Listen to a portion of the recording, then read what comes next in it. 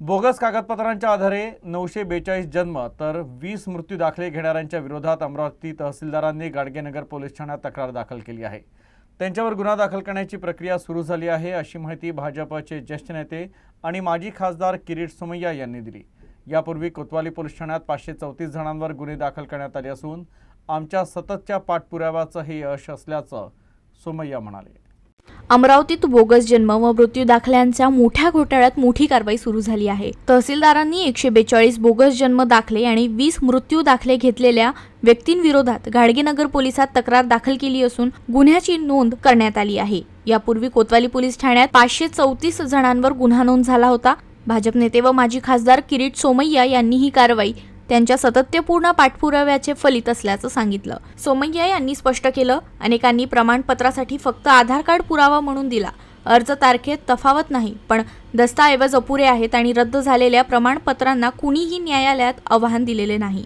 ज्यांच्याकडे वैध कागदपत्र आहेत त्यांना पुन्हा अर्ज करून प्रमाणपत्र मिळू शकते, परंतु बोगस कारभार करणाऱ्यांवर कठोर कारवाई होणारच। त्याचबरोबर या प्रकरणावर आक्षेप घेणाऱ्या काँग्रेस नेत्यांनी नव्या बोगस दाखल्यांबाबत भूमिका स्पष्ट करावी असं आवाहनही सोमय्या यांनी दिलं।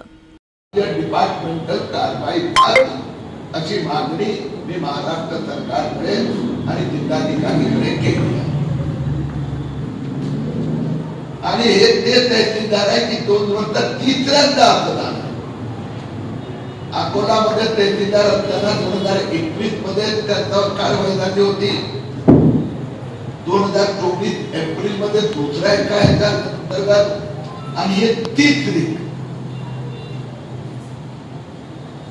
या 942 लोकांना आरोपी बनवण्याचा निर्णय झालाय। पोलिसांनी गुन्हा नोंदवला।